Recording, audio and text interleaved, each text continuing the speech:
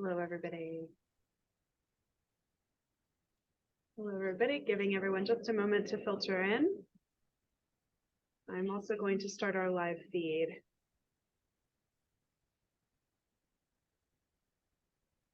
Good morning, everyone. Good morning. The familiar names. Hello, everyone. Thank you so much for joining us today. All righty. Terrific. I don't want to delay us. I know we've got a lot of content to dive into today. I want to point everyone to the chat. I'm going to drop in just some quick housekeeping items, how to get in touch with us if you have any questions. But thank you all so much for taking time out of your day to join us. OHI is launching the 2024 edition of its annual Outdoor Hospitality Industry Outlook Report today, and we are excited to give you all a sneak peek. To do that, we have OHI's Chief Strategy Officer, David Basler, here with us today to review the key findings and dig deeper on what you can take away from the report and use to have the most successful season in 2024. David, thank you so much for joining us here today. Please take it away. Thanks, Heather. Hi to everybody. Thanks for joining us for this webinar, our January 24 campfire session webinar that we are calling 3 Key Elements to a Successful 2024 Season. I would like to just start by quickly thanking Newbook, our webinar sponsor for this year's and the sponsor for this year's research that we are going to be reviewing today. So with that, I want to dive right in here. The research that we're going to be reviewing today, of course, like Heather said, is the Outdoor Hospitality Outlook Report 2024. OHI, formerly ARVIC, has been doing this unique research for more than 2 decades. The first iteration was back in 2001. And it's gone through a lot of different iterations in that 20-year span. But each year we strive to provide unique data that helps you in the industry make sound business decisions. So for being on this webinar, you are all getting a sneak peek of the data, like Heather said, because the full report won't be launching to OHI members until later today.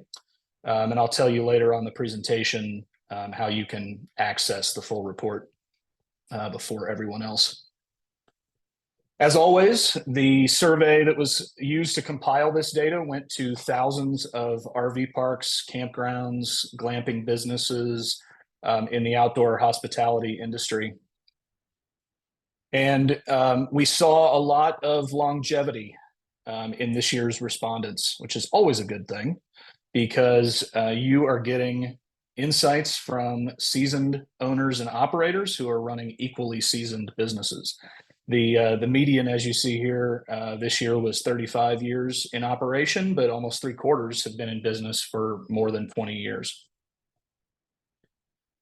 And much like OHI's membership, most are IPOs or independent park owners, but we had responses from all other operational structures as well, from corporate-owned, franchise brand membership, and so on. So a little bit more about the respondents themselves. Most own or operate one park, as you see here, about 84%. But we also had responses from multi-park owners as well.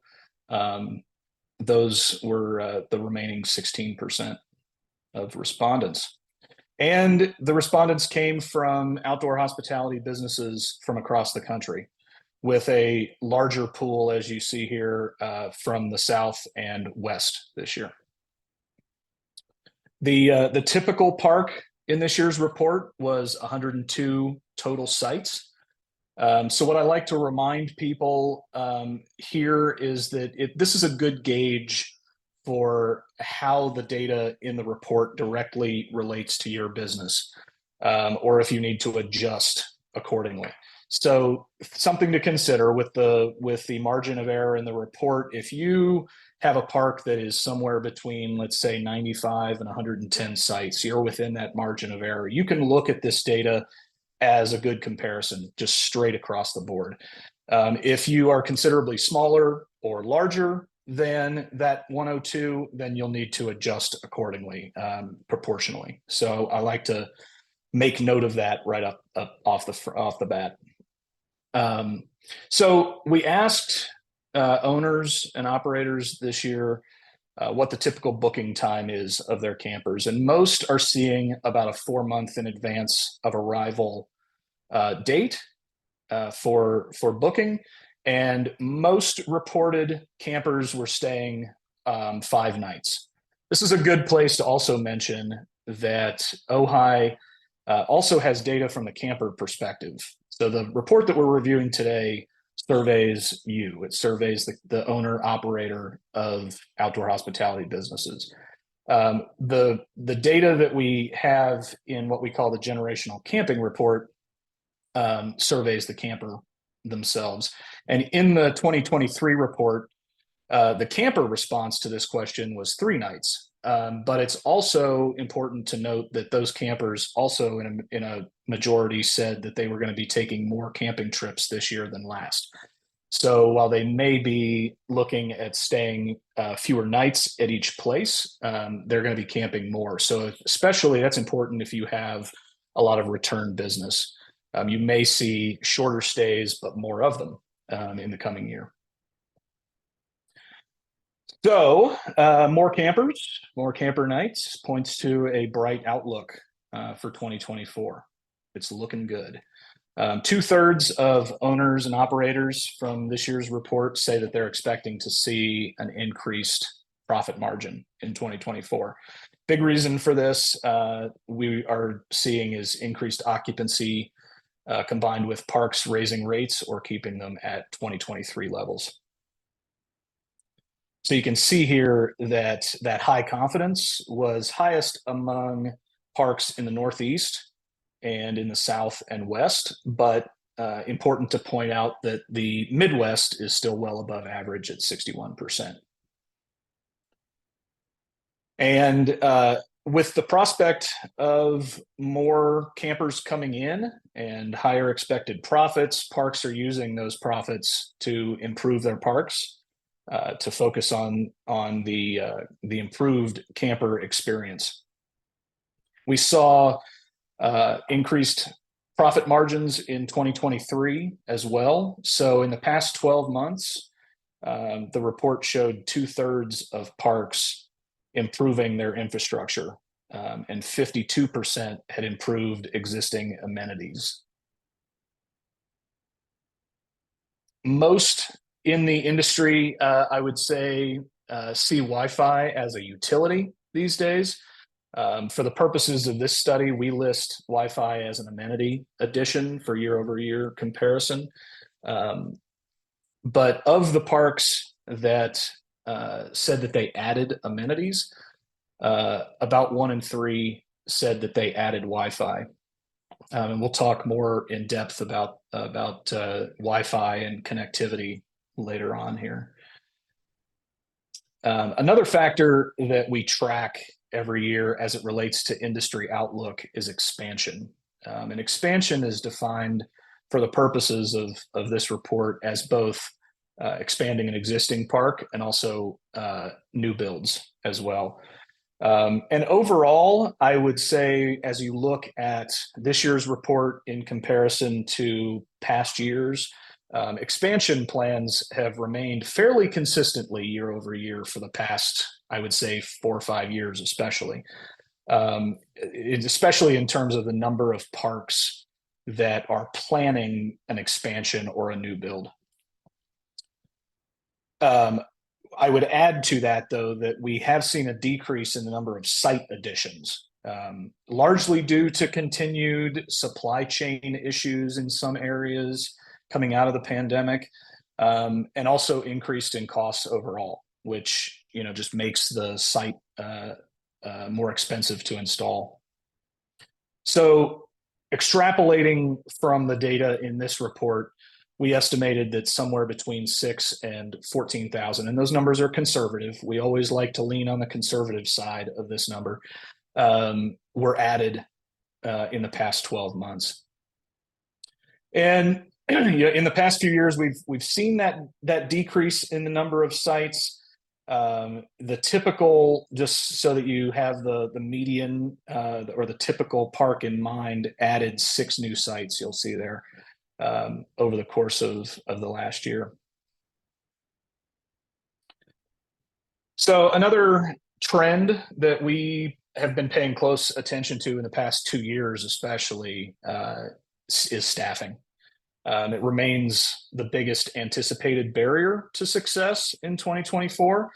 Although I will say that number has decreased since its high last year, decreased about 2% this year, which could mean that staffing issues are beginning to improve. We'll dig more into that in a few minutes. But the other thing that I will mention is that the number of respondents this year who said that they weren't anticipating any barriers also went up. Last year, that number was 24%. This year, it was 26%.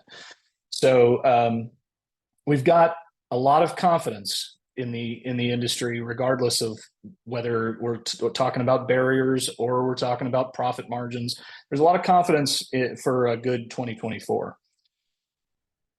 And a lot of that has to do with marketing. I want to cover some marketing trends next, because that goes to the heart of connecting with the camper, something that's going to be a big strategy for success in 2024, and we'll hit that here in a second as well. So a vast majority, no surprise, of you are already marketing in some way. 3/4 of you are using social media, which we'll dig a little deeper into, but that's a huge number to look at, and it's very important because when it comes to attracting new, especially younger campers, that fits with how that demographic is accessing their where to go for their next adventure, basically. And almost the same percentage that are using social media to market are also using currently a campground management system, which is, according to this year's report, the highest numbers of why those parks are using a campground management system. A majority are saying that it improved their operations and increased their overall bookings, which is important to note. So that is a very high level rundown of some of the data that's in this year's report. We're going to do a much more in-depth dive into this data here in a few minutes. But before we do that, I wanted to give you guys the scoop on how to download the full report, because I literally have only scratched the surface with these few slides. This report is very in-depth, as it always is. So like I said at the beginning of the webinar, you guys are getting a sneak peek for what is launching later today to everyone else. So if you click on this QR code, you will have access to the report early, and you'll also have access to the other data, the other research reports that OHI has for its members exclusively. For instance, the generational camping report that I mentioned a couple of slides back, as well as all of the pre-existing years worth of research.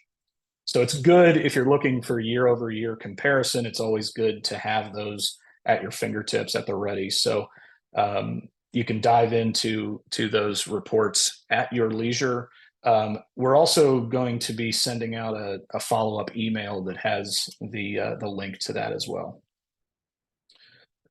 So with that, I want to bring on Blake Collins. Newbook's Chief Growth Officer. He's going to help me dive in a little deeper into this data, and we're going to share those three key elements to a successful 2024 season that we mentioned in the title.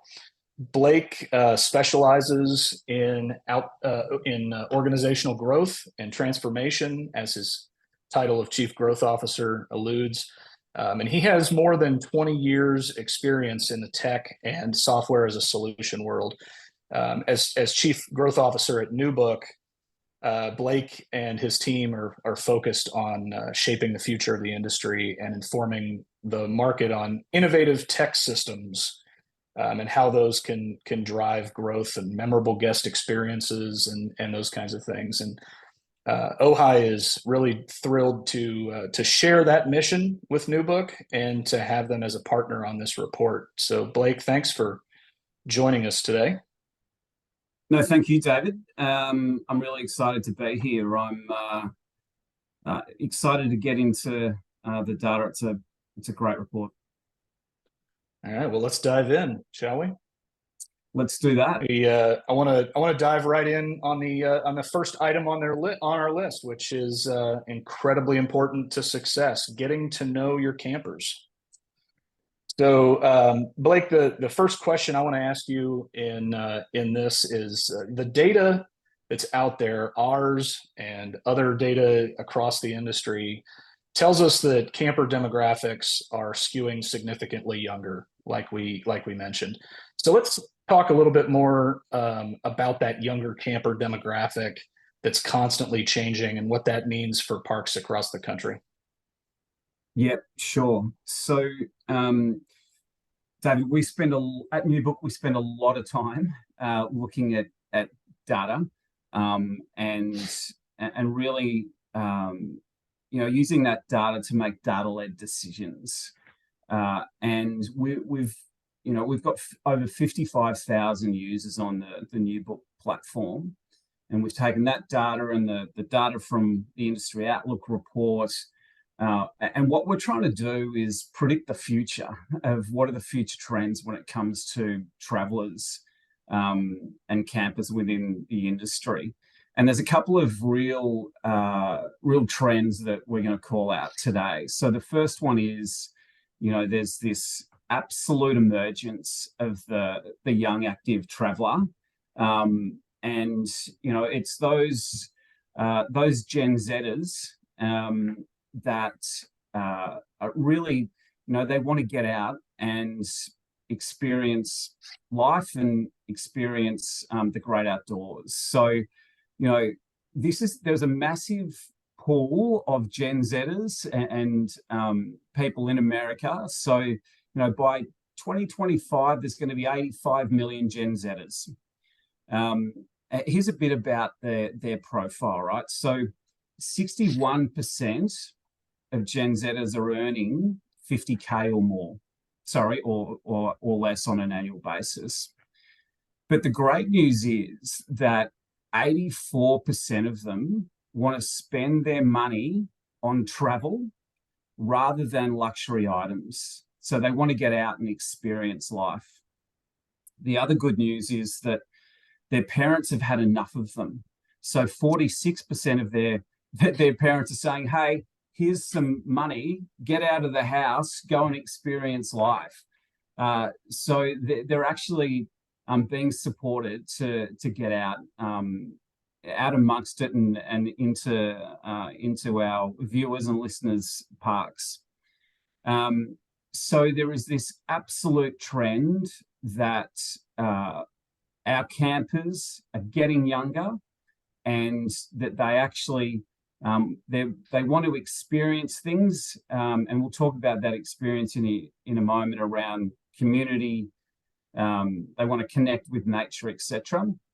And today, when you look at the actual volume of revenue that this particular group is pushing into the industry, it's over $950 million, or 11% of the annual revenue coming into the industry. So we see this significant trend of the camper demographic getting younger, more active, and they do want to do more things more activities when they come to your park.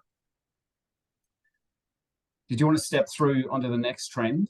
Yeah, because I want to talk a little bit on this one in terms of, according to the data from the generational camping report, it showed a huge spike in campers excited to try glamping accommodations, specifically looking for that more comfortable experience, whatever the non-traditional camping experience. And like you just said, you're watching other data that's saying the same thing, right? Yeah, we are. So, some of the data that we've seen sees some exponential growth when it comes to the spend of this group. So, in 2023, the revenue coming out of this particular demographic was, pushing $790 million into the industry. Some of the reports that we've seen and read is that that's going to grow by $1 billion. $1 billion over the billion with a B. billion dollars over the next 6 or 7 years. So, if I owned a campground today, I'd be thinking long and hard about how am I going to attract the glamper, or what we like to call the luxe traveler. So here's a bit about the profile of the glamper or the luxe travelers. So 50% of them are millennials aged between 25 and 42, and these guys are absolute digital natives. So you need to be talking to them, utilizing technology, and we'll get to that detail in a moment. These guys earn, over 50% of them earn over 100K, so they've got more disposable income to spend at your park on a more, luxe type of experience. And the reality is that 78% of them have got kids, and they want to take their kids on this glamping or luxe experience. I mean, I don't know what's wrong with them. I'd leave the kids at home, but apparently 78% of them want to do just that. And it doesn't have to be that you've got this, amazing bunch of glamping tents. What we're seeing is that 46% of glamping revenue is actually coming from cabins. So, I would be thinking about looking at this trend. What are you doing at your park to ensure that you've got an elevated experience for people that want that elevated experience, be it within glamping tents, or you've made some changes to other types of accommodation to make it special. So they're just a couple of the trends that we're seeing from the data, that not only out of the report, but other sources of data. The reality is the traveler of the future will be younger, they'll be more active, and they'll want a more luxe experience. And many of them, it's important to note, I think, don't currently own an RV or necessarily want to own an RV, which is, they want to come to an outdoor hospitality business, and in order to do that, they're looking at those glamping accommodations, the cabins, the safari tents, those types of things. And the other thing I thought was really interesting about this data is that glamper luxe traveler income being 100K plus, as it shows here on the slide, is significantly higher than the traditional RV camper. Yeah, I mean, that's right. So, like you said, that's where that $1 billion is coming from. That's right. So, your traditional camper, only 26% of them earn more than 100K. So their level of disposable income is a lot lower than the 57% of your glamper or your luxe traveler. So, they want the experience, and they've got the money to help create it. That's right. Yeah. So what would you, based on that, Blake, what would you say is the most important action that a owner operator could take to prepare for the upcoming season in terms of getting to know your camper? Yeah, look, there's a whole, I talked about data-led decisions, David, a little earlier, right? So, as a business owner, what I would want to do is have a really crisp and clear idea of who my campers were. So, what type of demographic do they fit into? What's the type of experience that, when they come to my park, that they actually, want to experience?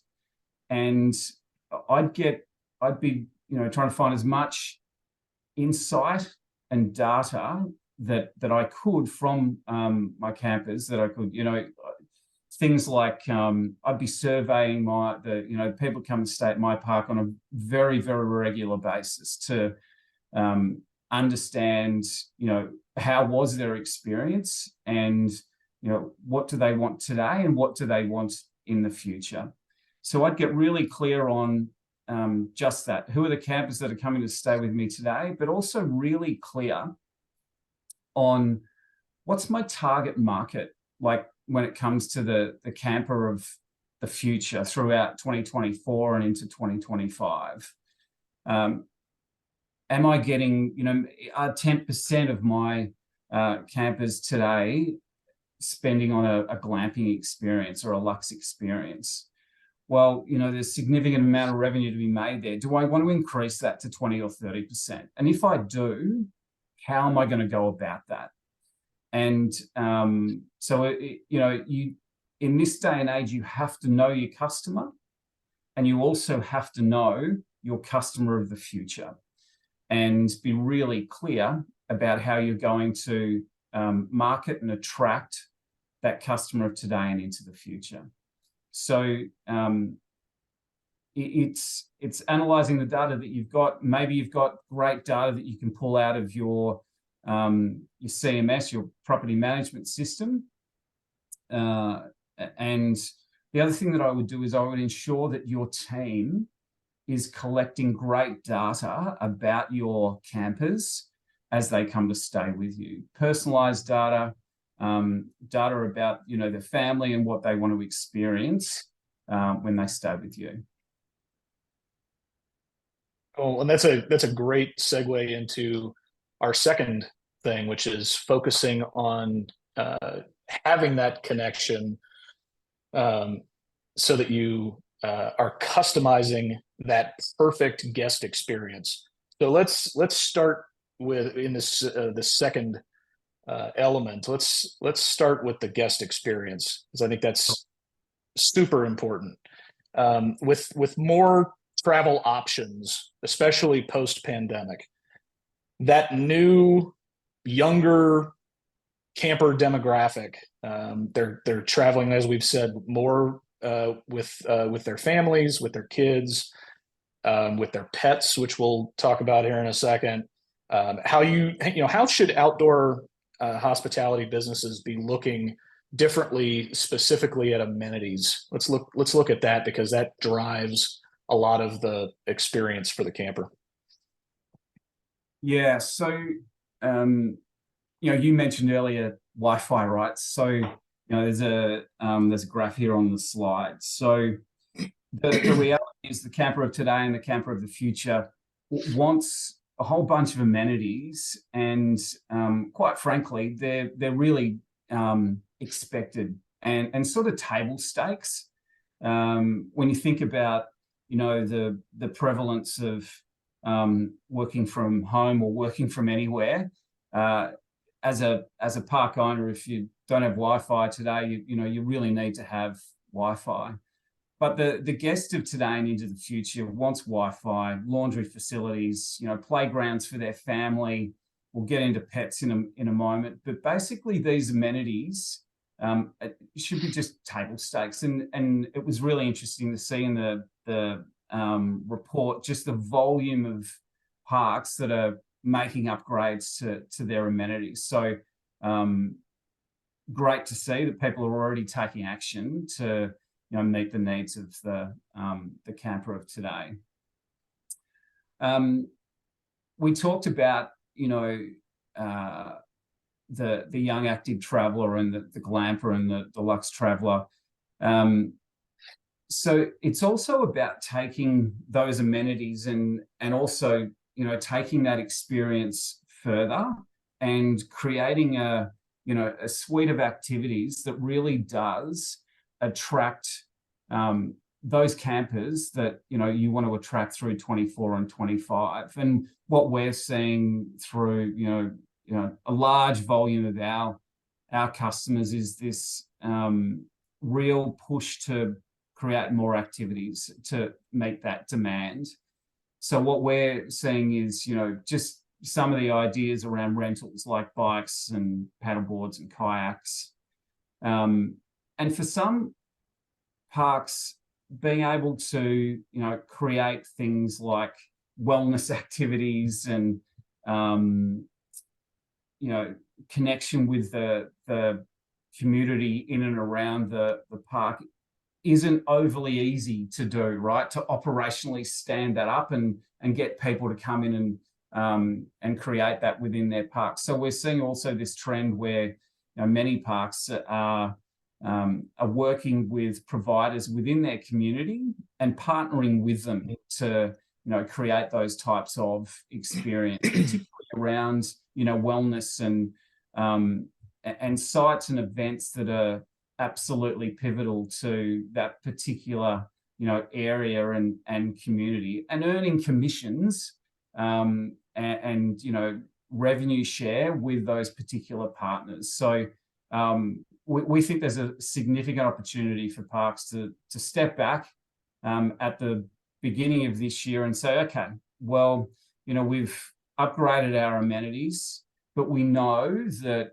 those demographics that or those campers of the future that we want to attract, well, they're super active and they want to have unique experiences. They want to immerse themselves into not only the community within our park, but the community of this area, and they want to connect with nature, etc. So what are the activities that we're going to create?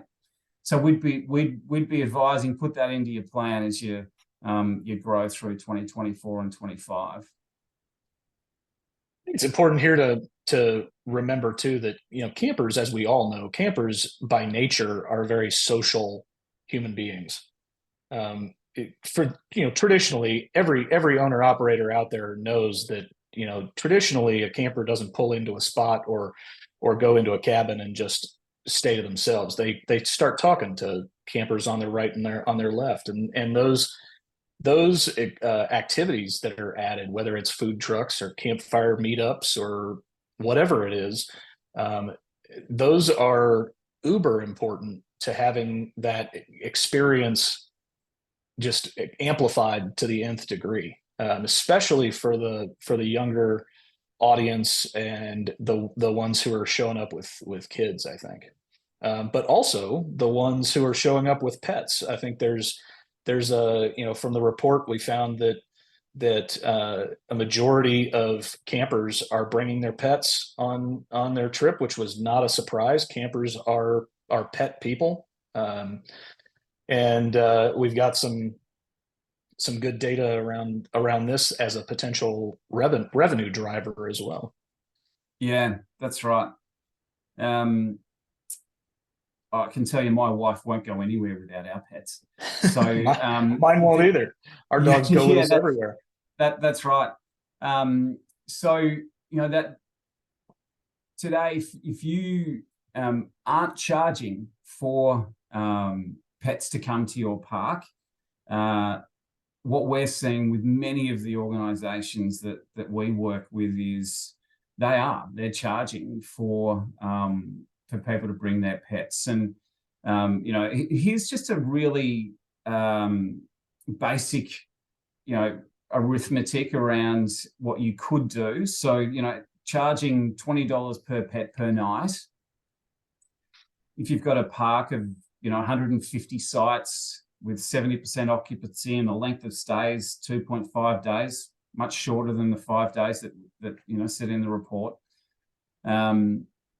And you're charging that $20 per night, and 60% of people bring their pets, there's over $550K to be had on an annual basis. Now, maybe those numbers don't stack up for your particular park.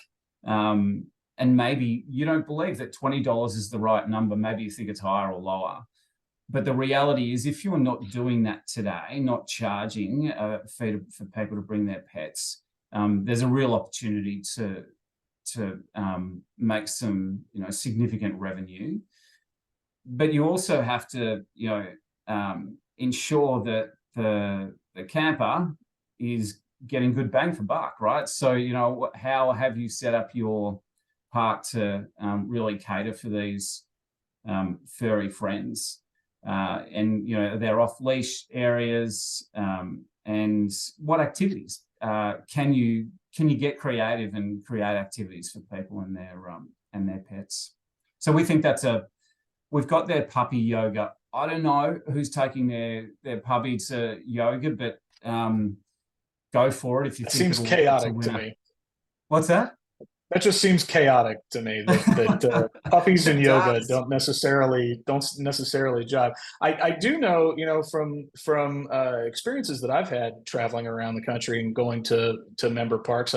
I've seen their pet facilities range anywhere from your traditional dog park type setting, all the way to your private on-site fenced area where you have your own fenced in yard, basically, where I would think that depending on what your setup is, those two things could be priced differently too, right? The private mini fenced in area at your site could definitely be an upcharge, even if you didn't want to charge for use of the dog park area. That could still be a way to earn some ancillary revenue. Yeah. Great suggestion. So we talked earlier. I want to jump back a little bit to social media, because that's a big piece of capturing that younger demographic. Because there, I know you're gonna dig a little deeper into this even, but those campers are using social media as their research tool, basically. They're getting their ideas from it. They're looking to see what other campers who have been there previously are saying about the venue. All of those things. So what are some of the ideas that parks can use to boost their social media presence and thus increase the campers coming through the gate? Yeah. So what we like to say that the camper of today uses social media as their travel agent. That's the reality, right? So they are going into socials to really check you out and understand what it really is like to experience your RV park. So as I said earlier, right? So you need to be.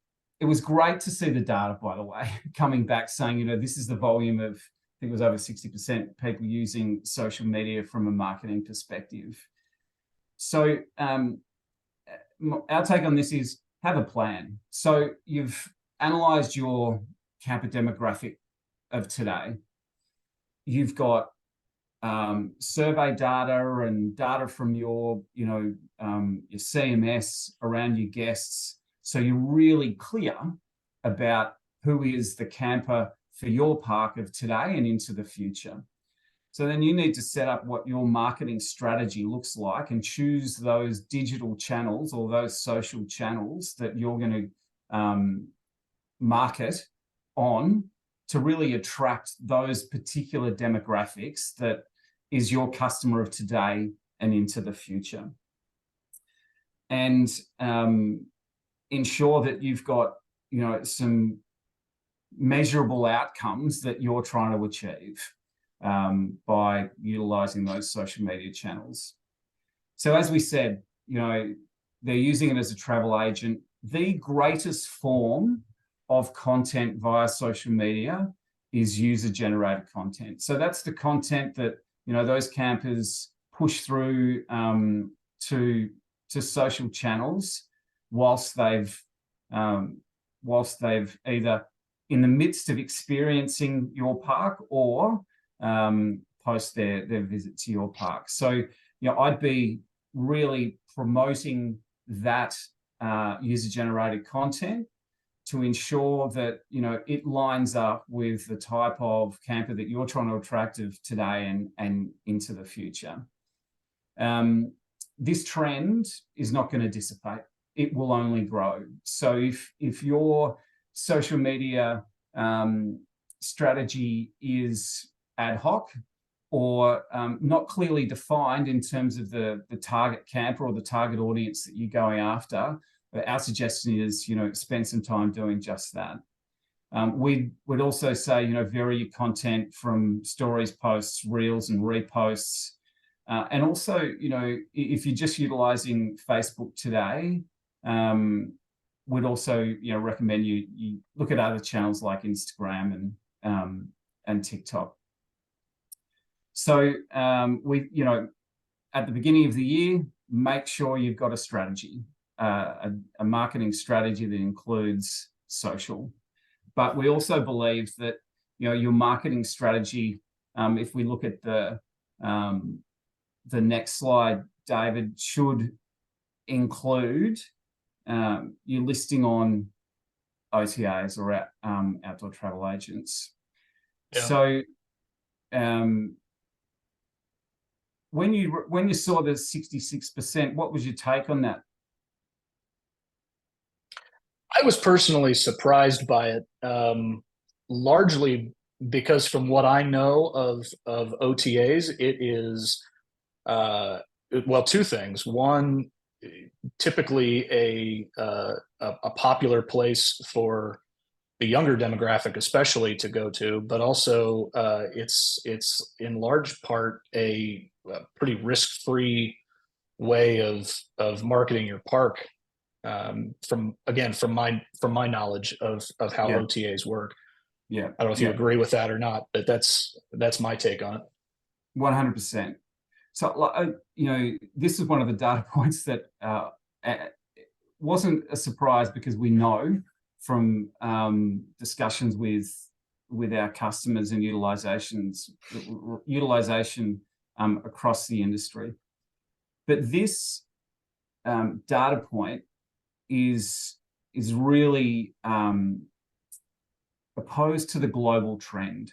So, in other areas around the globe, in terms of the utilization of OTAs, like in Australia, over 90% of RV parks are on OTAs, and the volume of bookings that they get through OTAs. What is an OTA? An OTA is an online travel agent like Spot Tonight, Book Outdoors, Hip Camp. Sorry, just answering a question from the team there, the people online. So online travel agents, Spot Tonight, Booking.com, Airbnb, Hip Camp, The Dirt, etc. Camp Spot have got their own OTA. So like globally, the trend is that the vast majority of people list on an OTA. And the reason why they do that is they're trying to expand the number of eyeballs that they can potentially have look at their business and park and book. And the other stat that I think and I hope we can increase this is that only 5% said that they're likely to switch in 2024. Our take is, if you want to increase revenue, if you want to do that by increasing occupancy, length of stay, then you want as many eyeballs, as big an audience as you possibly can, looking at your business and having the opportunity to book. So we hope and we expect that statistic will grow, and we just know, given the global trends, that this will escalate in terms of the adoption of online travel agents over the next 12, 24, 36 months. Mhm. So Expedia, who is an online travel agent, did a study, and basically what they found is that, you know, there's all these people online. They might go to an Expedia, they might go to an Airbnb. They will check out the park, and then what they'll do is they'll come off that particular OTA and go directly to your website to see, one, whether they can get a better rate, find out more about the business, and often book directly. And that's called the billboard effect, right? So our advice would be list on OTAs, get more people looking at your park, and once they either whether they book through an OTA or book directly with you, continue to market to that guest in the future to ensure that they book directly with you in the future. So Yeah. we see that trend. We think that 5% will be much greater in 2024 as the industry grows and looks for more revenue occupancy. Yeah, I would think so too. This, Blake, we've got about 14 minutes left in our hour, and I know you could talk about this next one slide all day probably. But let's hit the real high notes on this one, because I want to make sure that we get to number 3 and we get into that with some more detail and have time for some questions at the end too. Sure. So I'll hit the high notes, because you're right, I could bang on about this for hours. So we think that there's 2 main things that you need in order to bring your strategy to life, right? In terms of your strategy to grow your business, to create an amazing guest experience. And those 2 things are great technology, so the right campground management system, and your people. And the second one is people, right? So I'll touch on this briefly. So, you know, a study has showed that the majority of campers and travelers today, their expectation, just as the bare minimum, is they want to be able to book online. They want to be able to self-check in and check out. They want contactless payments, and they want you, as the campground owner, RV park owner, to send them alerts and notifications on their digital device that tells them about your park, what's happening in the future. A campground management system is an enabler for your business growth. If your campground management system isn't doing that today, then you need to work with your provider to find out how it can do it, right? So, you know, our objective at Newbook is to understand parks' business objectives, and then we utilize Newbook to help them reach their business objectives. I could keep going, but let's dive into 12 minutes. Yeah, let's dive into the third thing, because I think this is really important to the success and making that happen in a positive way in 2024. The third item there is making that change, and you've got you know, at the OHCE in 2023 in Kansas City, you guys hosted with us the Hospitality Innovators Summit, and you presented on something called change management, organizational change management, and the methodology behind that. And I want to spend the next few minutes just kind of hitting the high notes of that as well, so that people can understand how to take that methodology and put it into practice. Yep, cool. So I've been working with, you know, businesses and small businesses for the last 20 years. The greatest barrier in small business is to be able to take a business from, you know, where it is today, create a strategy, and take it to where that business owner wants to take it to tomorrow. So operationalizing strategy operationalizing change and operationalizing transformation is difficult. And if you don't have a plan to take your business and your people through that organizational change, then the reality is that 70% of the time, that strategy will fail. So Gartner, an industry expert, did a global piece of research, and it said that, 70% of projects fail or strategies fail if they don't have an organizational change management plan in place.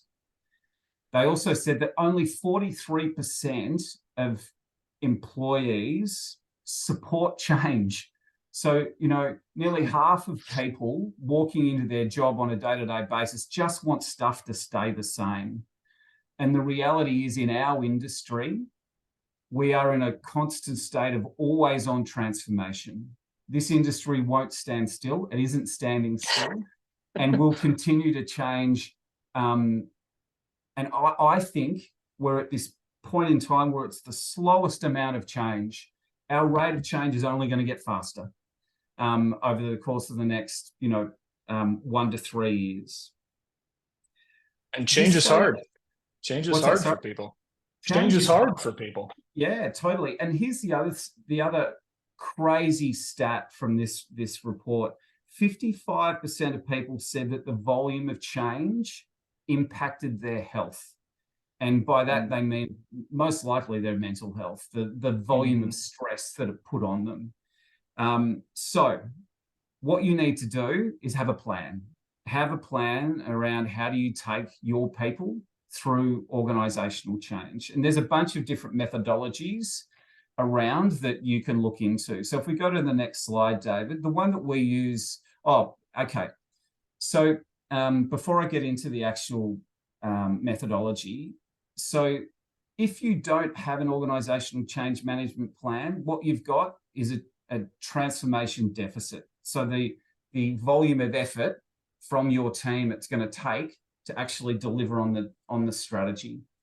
And if you don't have a plan, here's what most teams feel. So it's information is ad hoc, it's late, it's reactive, it's transactional, they feel disconnected. And what this means is that people are overwhelmed, disheartened, less productive, and they give you a hard time as a business owner because they don't know what's going on. If there's a plan in place, then they feel that, their time within your business is purposeful. They feel like they can be proactive, familiar with what's going on. They feel consulted, engaged, and actually enabled to bring this strategy or this plan to life. And it makes a significant impact on their experience in working with you on a day-to-day basis. So if we go to the next slide with 7 minutes to go, One thing before we jump to that next slide, I want to just point out something that, when we look at the research from this report, that has for the last couple of years, like we talked about, mentioned staffing issues as the number one barrier to success. This type of methodology, this type of way of looking at the strategy of your operation, not only will keep good employees on staff, but it'll help recruit good talent to your business as well, who see what you're doing and want to be a part of it. This is a good answer to finding good staff at your park. Yeah, it 100% is. I mean, imagine being able to sit down. You want to attract the highest quality talent, right? So what you want to be able to sit down when you're going through the interview process, you want to be able to tell them that, the moment they walk in the door, they're part of a team that is creating this amazing business and this amazing camper experience. And here's how we're going to do it. And here, as a new member of the team, here's your role that you're going to play. And it's so critical that, you get your role right. So 100%, David, you bang on. So here is ADCAR. This is a change management methodology. It's one of many that businesses use, but it's super simple and easy to follow. So what you want to do is make sure that you create awareness of that change, of that strategy, so that your team understands the need for change and the why. And you want to create desire. You actually want your people to buy in to your strategy, to your plan. You want them to turn up every day and go, I know what we're doing. I love what we're doing, and I know what I've got to do. So the next thing you need to do is you need to actually provide them the knowledge on how to change, right? So you've got to give them the know-how. Half the time, if there is no plan in place, people are running around going, I don't know what to do. You haven't told me what to do. So, you can't be unhappy with me because I'm not performing to your expectations if you haven't given them the skills. So the next one is that ability, teach them how to do it. And then reinforcement. So as you're working through your plan in 2024, you're meeting on maybe it's a monthly basis, and you're saying, well, here's where we are in the step of the plan. Here's some great, outcomes that we've achieved. We've increased revenue, we've increased occupancy. So you're really reinforcing that process that you've got in place. If we go to the next slide, at Newbook, what we've done is created a toolkit for people to help take their people or businesses to help take their people through organizational change management plans. So the first thing is an opportunity statement. What you want to do is co-create with your team an opportunity statement that basically says, here's the benefit to not only our business, but to our campers if we bring this strategy to life. So create that opportunity statement with your team so it's your guiding light. The second thing is, as a business owner, create an impact assessment. So actually understand what is the impact across all of the various different roles within your business. Once you've got that impact, what you need to do is create a bunch of change champions within your business that are going to help you as a leader take your people through that cultural change. You also need a really well understood communication plan. How often are you going to communicate? What is that mode of communication? And who are you going to communicate to within the business? But it needs to be planned. It can't be, oh, I'm going to talk to, Barry next week, maybe if I feel like it, and I'm not sure what I'm going to say. But you need a well understood comms plan with the right message at the right time. You need a journey map, as I said earlier, that steps through your strategy over time and helps plot as things actually come to fruition and actually happen, so that the team sees that there's success. And everybody within your organization needs a training plan to build the skill and capability that you need them to have in order to deliver on not only your strategy for 2024, but the vision for your business this year and beyond. David, I'm looking at the time. That is a whistle tour. Let's dive into some Q&A, because I see a bunch of questions in the chat. But I want to remind people a couple of things. One is the toolkit, for example. That's going to be some bonus content that we send out to everybody as well. So you'll be able to see that in more detail. And the other thing I'll say too is, team, let's put my OHI email address up in the chat as well. And based on time, we're not going to get to every question that you guys had, but I will be happy to follow up with questions. If you've got questions, feel free to email me after this as well. So let's kick off with what's our first question in the chat, either for me or for Blake. One question that I've got while we're gathering our data here is, some of our members, they've got family businesses they've inherited, and maybe their park is not designed necessarily for the younger demographic of camper that's hitting the markets more these days. What are some suggestions? And Blake, I guess this might be a question more for you. What are some suggestions that you might make for low lift changes that members could make just to help appeal to that new generation coming in? Yeah. Look, as part of the plan, as your business plan, so you've inherited the park, it is what it is. I'd be really clear on what are the things that your particular camper demographic wants today. So I'd be surveying them. I'd use your campground management system to survey them if your campground management system allows that, and understand what they want. And some of the low level things really allow people to get out and experience the park itself and the communities. So just things like be it bikes or canoes or things like that they can rent that allows them to get out and be more active. But I'd be making some data-led decisions here. So get some real data about, the camper that you want to attract in the future and how you're going to set that up. And I would add to that, while we've talked a lot about the younger demographic on this webinar, the camper themselves are skewing younger regardless of the generation.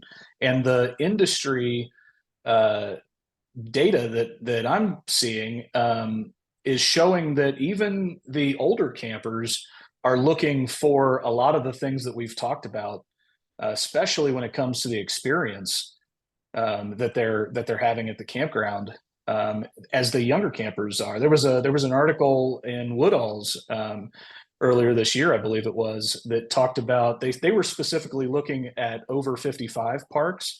But that was the nugget that I pulled from it, was that those parks are showing a skew in age range of their campers that's 10 years younger than it used to be. So and they're looking for the same type of experiences.